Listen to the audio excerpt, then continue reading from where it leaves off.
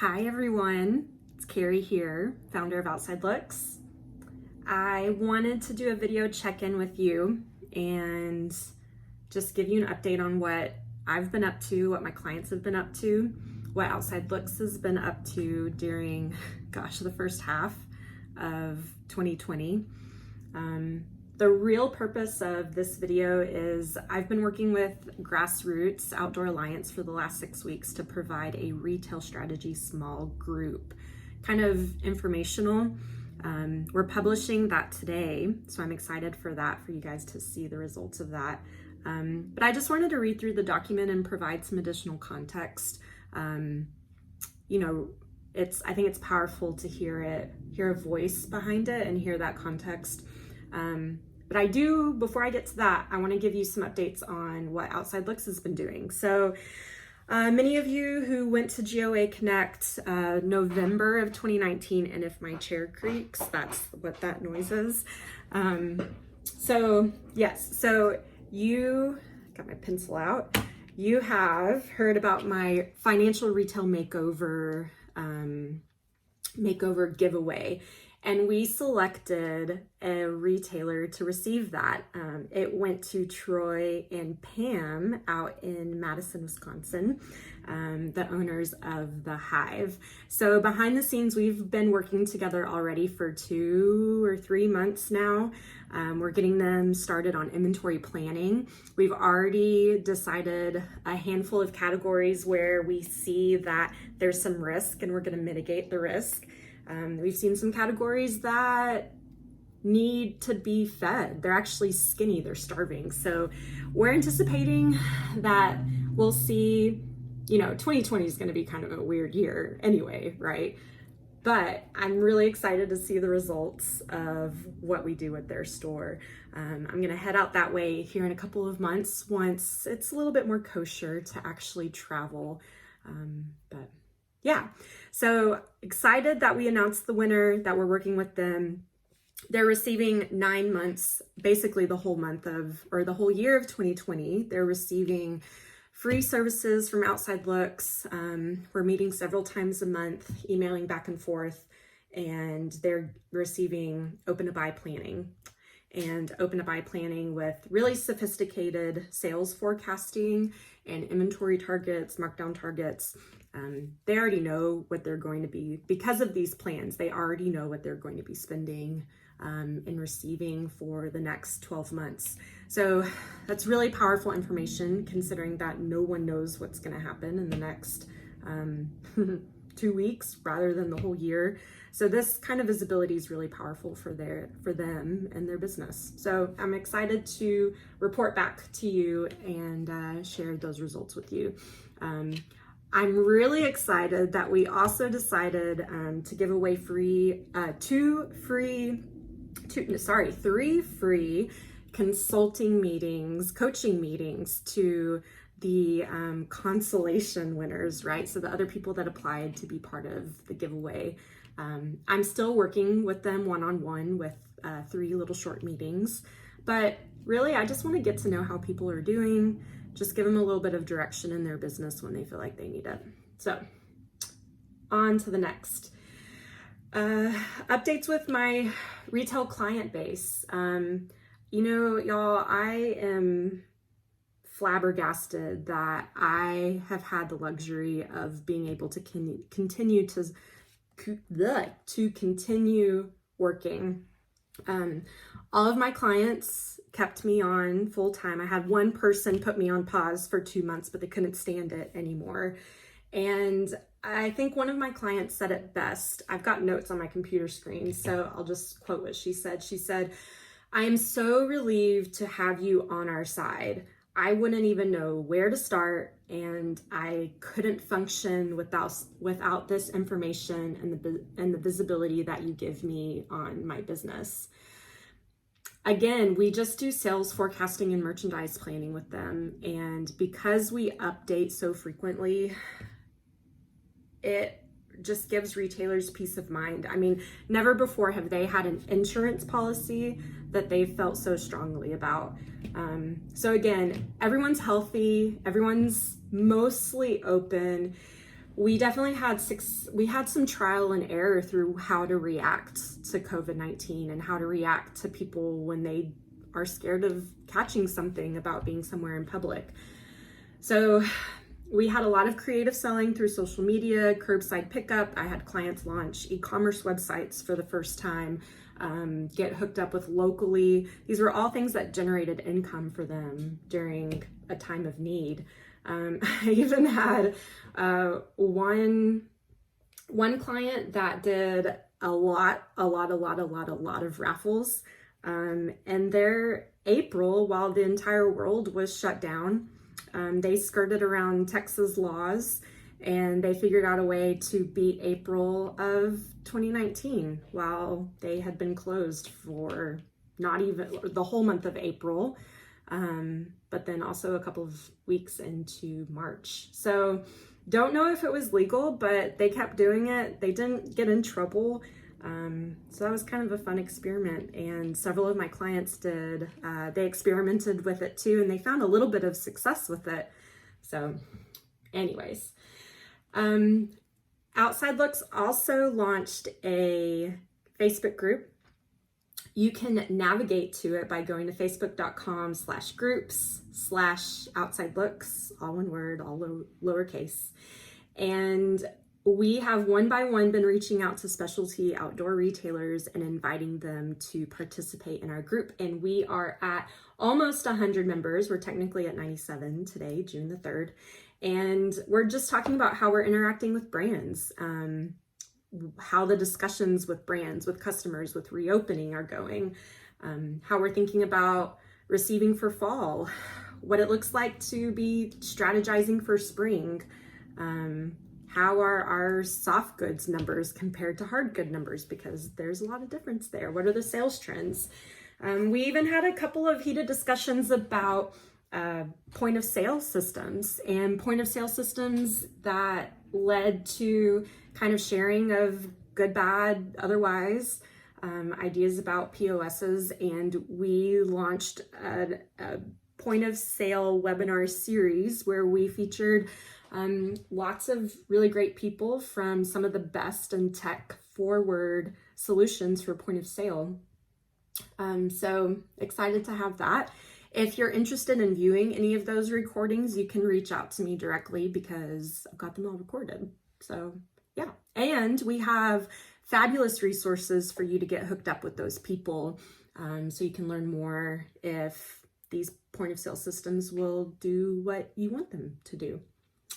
Okay, so lastly, like I mentioned earlier, the last 6 weeks, I've had the honor of helping my great friend Dana with GOA and retail and the retail small group strategy sessions. And if you don't know Dana, you should, because she's the retail relations manager at GOA. And GOA does a pretty fabulous job of uniting retailers in a national trade show way, but makes it feel more like a regional trade show, where you can actually do some work and you can actually write orders. And I think the most unique thing about GOA is that you've got this opportunity to unite and even talk to other retailers across the country. And there's value. I've always believed that there's value in that element of networking. And I just think it's important. So I think it's a really cool thing that they're doing at GOA. And yeah, so we worked together. We put together five? I think we did 5 sessions overall. And we had retailers of different sizes, meaning store count, like some people that had more than 5 stores, some people that only had 1 store, some people that had rentals, some people that focused on hiking, backpacking, some people that focused on ski. So a lot of different people from a lot of different parts of the conversation, representing a lot of different areas. I mean, we had one retailer even in Pennsylvania that hasn't even opened yet, and it's June. So yeah, just it's important to understand different neighborhoods, different kind of microscopic versions of culture, And it was just cool to see what everyone was thinking. So I really think that this is important work. It's really hard to get an understanding of what a large group of people and even businesses are thinking.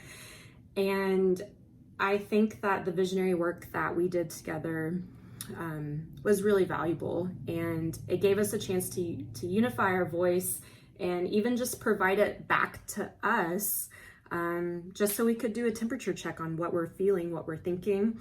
And as we start to plan for the next round of business cycles, we can kind of maybe rest assured that our thoughts and opinions are, maybe other people are thinking that way.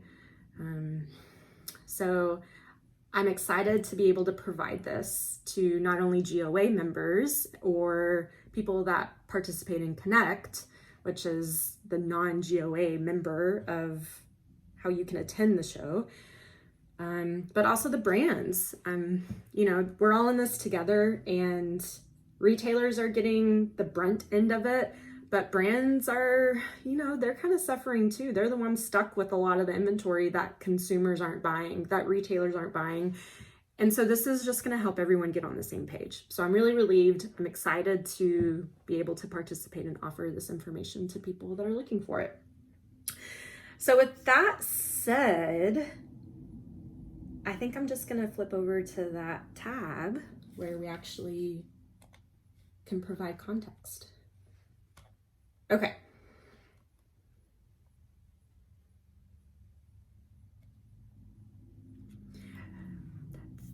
The way that we organize this document is we talked about spring 20 and then several bullet points under spring 20. We talked about fall 20, spring 21. So just starting with spring 20, sales and operations. In general, it's really hard to think and plan more than 2 weeks ahead at a time. Man, the retailer that said that, I think that they nailed the nail on the head, because that was like early April, I think that they said that. And just to be able to understand and think like that's how they're feeling, and that's to be able to put that in a really concise little statement, I think was valuable. So not only is it hard to think and plan about 2 weeks in advance, but our brains kind of start to hurt when we are forced to start planning for spring 20, spring 2021, which is just around the corner. Enough about that. Retailers are reacting daily to categories that are working and not trying to force the ones that aren't. So for instance, things that are working, bike repair was a common one. Running shoes, and paddle sports, paddle accessories. Those are the easy ones. I think very soon, hard goods, tents, sleeping bags, they're going to see a resurgence. Hammocks, obviously seeing a resurgence. I think that people are just going to get back to nature, and once the parks start opening up again, it's going to be a very easy conversation, and you won't have to try really hard to get people to to buy what you're recommending. So many retailers took the slower time during shutdowns as an opportunity to work on projects that have been on the back burner. Data projects, renovations in the store, staff training even. There's a shop that did some unique marketing things where they used their PPP money for their staffers to go travel and blog and create content for their shop. So that was kind of a cool thing. Big future projects and forward thinking and planning is difficult due to the uncertainty, but that everyone is feeling and experiencing. We're anticipating sales to be down 30% to 50% for the next several months, and we're adjusting orders and monitoring merchandise budgets very closely because it's extremely important to this year's cash flow. Amen. So like, if you're down 30% in sales, you need to change your orders. You need to change your strategy. You need to change your sales. If your inventory is starting to age, Yes, mark it down, get out of it, work with your vendor, swap it out, do something. Just don't sit on it and be complacent. The retailers that don't react right now, it's going to hurt it. It's going to hurt if you're not tracking your cash flow, if you're not looking at your budgets and reacting to them, it's going to hurt. And it's going to hurt more than what your PPP or your EIDL money is going to be able to help you with. If you don't have a budget, you need to get a budget. Okay, marketing. Talk yourselves up, be less humble, and provide your business for the good, or promote your business for the good it's doing in your community.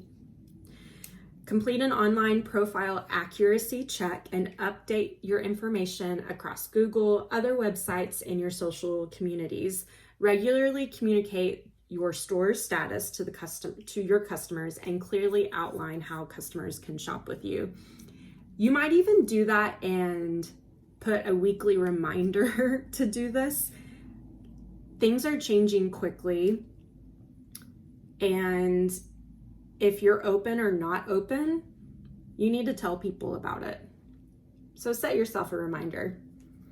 There's nothing more frustrating than thinking that you can go shop somewhere and then it's closed and you made a special trip to go shop with them, even when you checked online. Anyway, that's never happened to me. Communicate to customers how you are keeping them and your staff healthy and safe. Communicate how local dollars help local businesses rehire, service, and generally do good, positive things for the community. According to independentwestons.org, $68 of every $100 spent at a local business stays within the community. All right, brand negotiations and sentiment. Still talking about spring 20. A lot of discounting will probably happen late spring to generate cash quickly. For all seasons moving forward, retailers will be so appreciate and value the ability and the flexibility to negotiate terms, discounts, payment plans, marketing help, and general support from brands. Specialty retail is always a doozy, and so any kind of flexibility that our sales reps and national sales managers of brands are able to provide for us are always appreciated. But I have to give a big shout out to brands because every single one of my clients was able to pause orders and even get discounts on open invoices. And there was a lot of work going on behind the scenes. So I just want to say thank you to those brands because the retailers really felt it. It was really helpful and I appreciate it because I used to be a buyer and I know what that's like. All right. So in regards to reopening, in Texas, we've been open since May 1st. I live in Central Texas in between Austin and San Antonio at a big old lake called Canyon Lake. The Guadalupe River is dammed. It's a big old dam, but I live off of the Guadalupe River. So reopening. Many retailers express that they will feel much better once an effective vaccine is available and testing is available on demand. Yes, retailers are nervous that reopening will spike positive cases and will impact the economy again. Yes. Many retailers are planning to mirror Trek Bicycle's reopening procedures. That overall strategy is called retail as a high-end restaurant, where you are in control of every ounce of the customer's presence and interaction with the staff when they're in the store. So just imagine what it's like to eat at a high-end restaurant and try and emulate that in your store. Retailers have reported that they will continue with many of the measures that were enacted to help keep businesses going during the shutdown, like buy online, pick up in store, curbside pickup, and the shutdown forced many retailers to think and do business differently and experiment with new ways. Hence, creating e-commerce websites, going live on Facebook, doing auctions or raffles on some of the merchandise. So other reopening measures that many retailers are employing, retailers have reported planning to be lighter in inventory and will be very strategic with their merchandising plans to abide by social distancing guidelines and to make sure the store does not look light or empty. I think that's a super important point.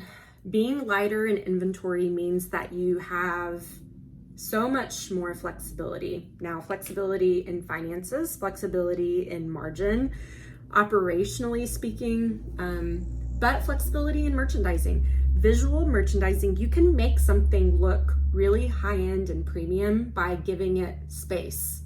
Perfect example of that. I've used this with all of my clients. They probably hate me for it. But when you think about going into Gucci, Chanel, Prada, any high-end place like that, I don't belong, right? But it's still a startling experience because everything that they put in their store has a very particular spot and you can't help but stare at it. And the space involved with that item adds value to it. So imagine going to like Prada and then going to a vintage store next door or a pawn shop.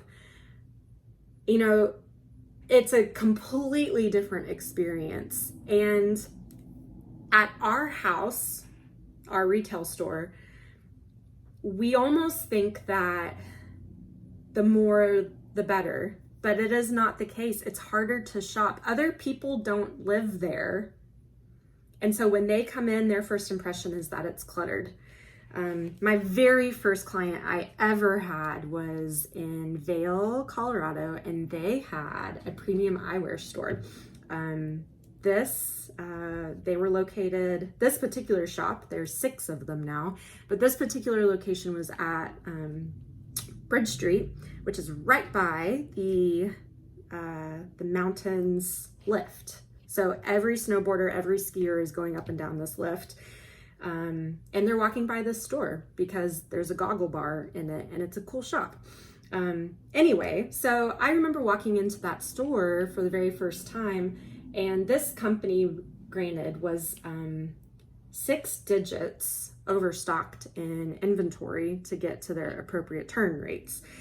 And when I walked in, knowing that their entry-level price point, y'all, is Maui Jim, mind you, walking in, it didn't feel like that.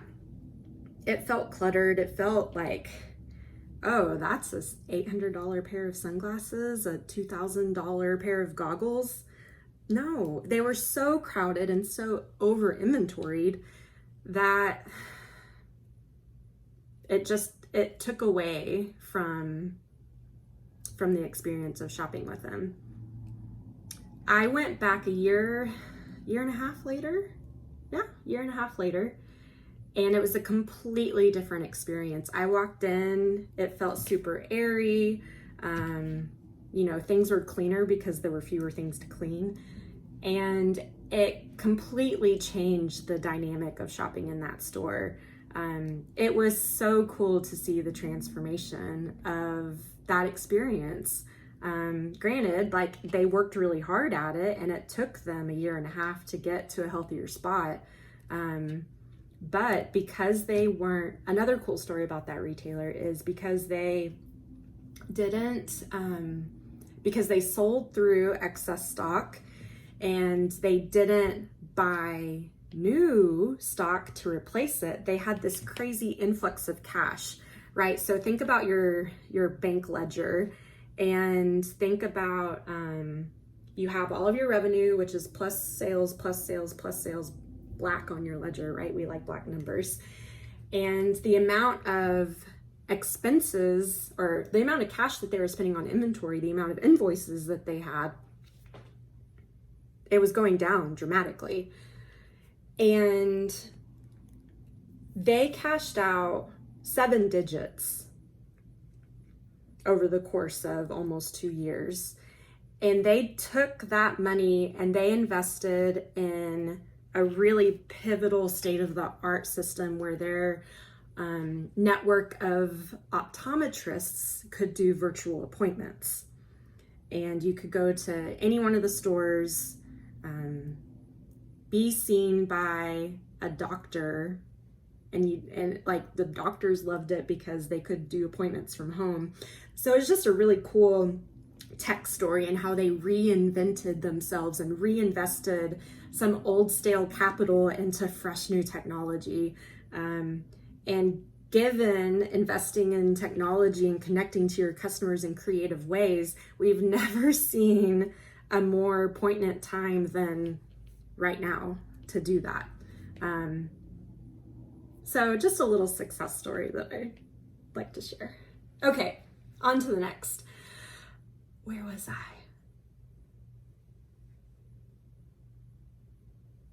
Yes, so being lighter in inventory has a lot of upsides. Okay, so 83, we're gonna go into some stats. So 83% of respondents to the GOA survey that specialty retailers took, 83% of them are requiring for their staff to wear masks. 66% are marking 6-foot distances in certain areas of the store. 44% are installing sneeze guards, and 87% are employing additional cleaning procedures. Cool. I like it. All right, so moving on to fall 20. So that's almost like that part of the conversation to me feels a little stale. You know, we've all been there. We've all done that now, it feels like. And so now let's start talking about more pivotal things, more strategic things that are going to help us really start planning. And, you know, we're kind of all over, well, we're not over it, but we're just ready to start thinking about something new. I don't know about you, but that's how I'm feeling. All right, so fall 20, sales and operations. Retailers are attempting to protect themselves by designing orders that accommodate for uncertainties and for economic slowdown. However, you can plan for economic slowdown, and designing flexibility in your orders is so cool. If you've never done it, you should really try. And this is something as simple as taking your largest brand. Maybe you only have one ship date with them or one purchase order, right? Maybe try to design some flexibility into that purchase order by doing your orders by category or subcategory. Now, yes, shipping might be more because you have to split it out into extra things or extra shipments. It might be more of a hassle, but if you decide that you need to cancel 20% of something, it only applies to that one purchase order, for instance, not the entire your shipment. So maybe instead of writing one $20,000 order, maybe you write two $10,000 orders. Also, y'all, don't spend 100% of your budget. Please don't spend 100% of your budget. That's how you get overstocked. And then if you build in sales increases and then you have to cancel, your sales reps hate you. Yeah, just don't do it. If you watch TikTok, don't worry about it, girl. I'm not gonna do it. I did it. Yeah, don't do it. All right, next point. Due to the lasting effects of the shutdowns and economic uncertainty, upcoming seasons like fall 20 and spring 21 our goal is to have achieve break-even sales so we can stay in business. They're not necessarily going to be seasons where we prioritize sales growth. Now, your break-even, one thing I want to mention about break-even is that break-even analysis and sales goals have a certain margin in mind. So if you have to light the farm on fire in order to hit your goal sales, Just be careful because your margin is going to suffer. And if you need help with the break-even analysis, I'm happy to help you with it. Just reach out, Carrie@outsidelooks.com, or literally call me, 512-963-2528. All right. Retailers are nervous about a recurrence of COVID-19 this fall, and they're concerned that business closures will happen again. Yes, what I think will be almost a relief about closing business again is that we've already been through it once. We know what to expect. Discovery periods and reacting are really tough, y'all. And so because we've already been through the motions, we've got some muscle memory. So if there's any light in there, there it is. Approximately 50% of survey respondents are anticipating a decline in fall 20 revenue to be down 20 to 40%. I really hope that's not the case. If it is the case, my retailers know exactly what they need to do in regards to their purchase orders by category, by store, so that they can follow where revenue is happening and they can not buy unproductive inventory. That's efficiency and sell-through and margin dollars are going to be the key to success in 2020. Retailers believe there's too much uncertainty and it is too soon to determine what full price sales versus discounted sales will be, meaning full MSRP versus promotions, sale merchandise. So we don't know what fall 2020 margin is going to be like. And we're also kind of nervous about deliveries.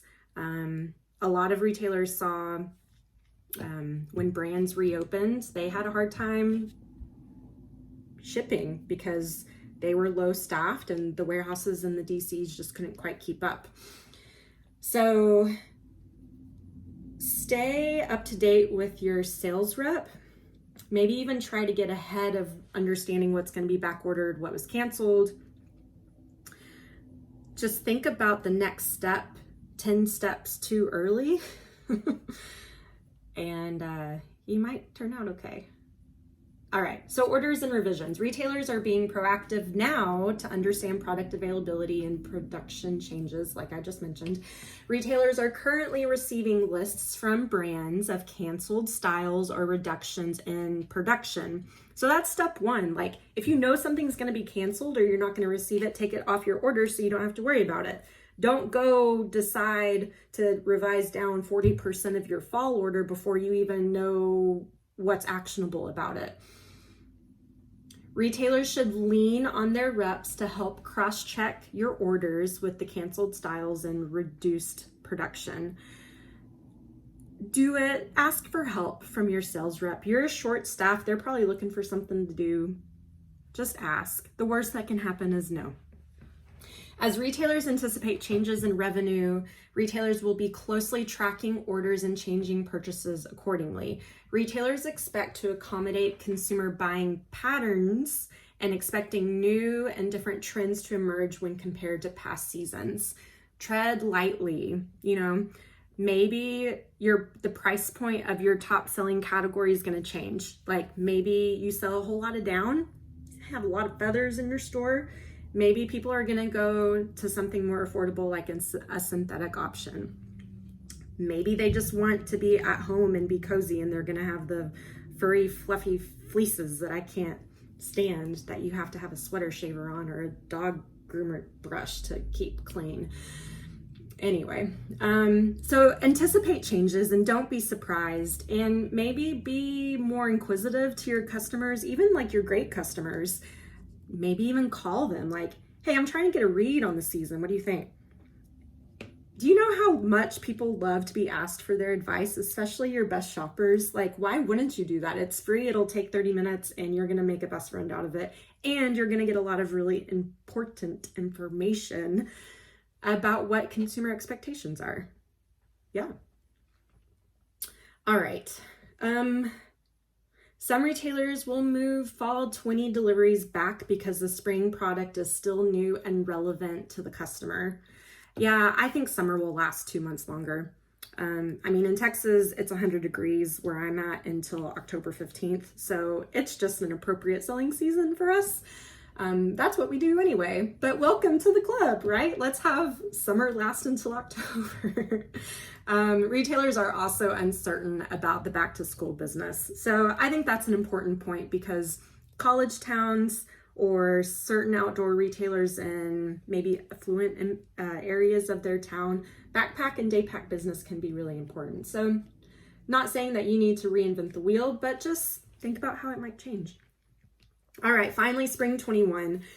Sales and operations for spring 21. Retailers are attempting to protect themselves. Some of these points are duplicates, but protect yourselves by designing your orders that accommodate for business uncertainties and economic slowdown. Again, like we're having to write orders for next spring and the deadlines are going to be in 6 weeks. So just do yourself a favor. Don't spend 100% of your budget. My retailers, depending on the category, they spend between 70 and 90% of their preseason budgets. And it's really fun to plan it because a lot of times we plan for closeouts even, and they sell closeout merchandise at full price for a couple weeks before they do their closeout sale. So the math adds up really quickly on that. Anyway, I digress. Retailers are more hopeful for a normal business environment to emerge with normal margins and full price sales and timely deliveries in spring 21. Yay, right? Like, that's what we want. Y'all listen to this one. This one's a little scary though. Okay. We expect smaller available to sell lists, ATS lists from brands. And we expect for merchandise to be more scarce. And that's going to leave out a lot of excess merchandise in the marketplace, meaning more full price sales, but it could also create a shortage. And forecasting to our brands has never been more important than this season. And when we can give them accurate forecasts by category, how our shoppers shop with us in the store, they come in and they buy a pair of running shoes. They might have a brand in mind, but they're coming in to buy running shoes.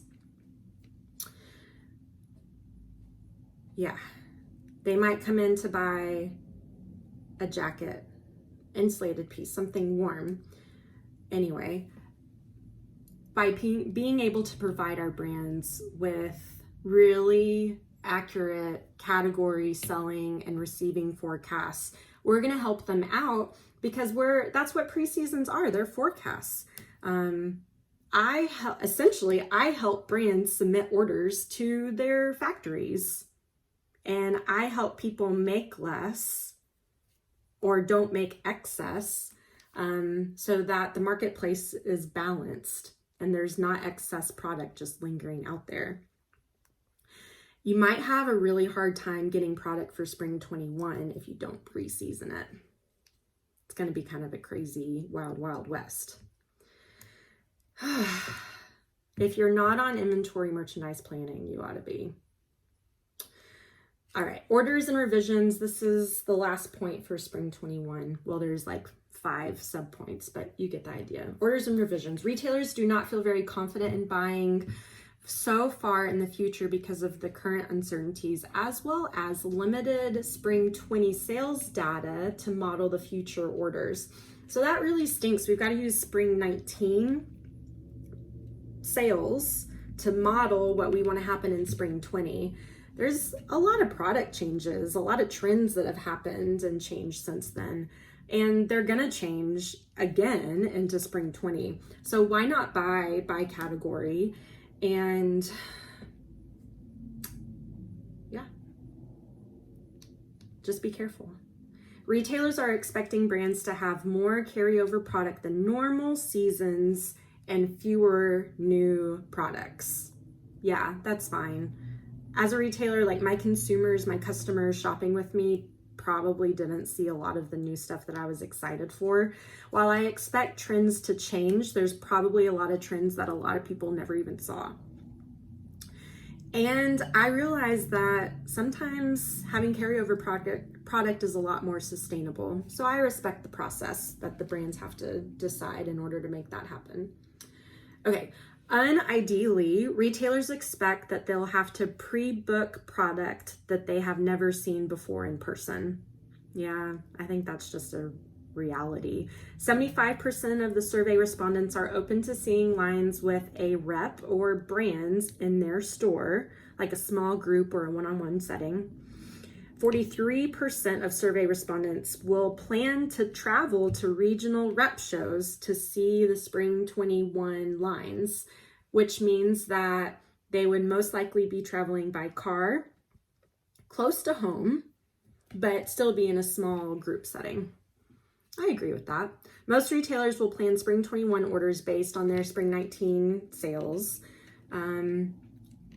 Approximately 60% of survey respondents plan to make reductions between 10 and 30% to their spring 21 pre-books. And I believe that is in comparison to spring 19 sales. That sounds reasonable on the top level, but you never know what's going to happen on the category level. I've got retailers that are up in certain things and down in other things that were up for the year. So by category, it's going to change, and watch it like that. Okay, and by assuming that industry gatherings and trade shows go on this fall, and due to the mostly digital nature of the spring 21 buying cycle, some brands will offer to show spring 21 products at this fall's market, aka maybe even kind of skipping the buying season, like showing you virtually what it looks like, but maybe doing a more complete meeting and line showing this November 2020 in December, and you can make your final decisions there. So that's it. That's what we worked on. Grassroots and Dana and Gabe and the whole team, they put together a really nicely done survey. It's nicely color-coded. If you're a maps, graphs, and charts geek like I am, you would appreciate that. But it's just kind of nice to see what other people in your industry are thinking. I can't remember how many participants Dana said that were on the survey. I'm sure it says, but it was impressive. There were a lot, more than 100, I believe. Anyway, that's what I got. So thank you for tuning in. I can't believe that I talked for 42 minutes and 41 seconds.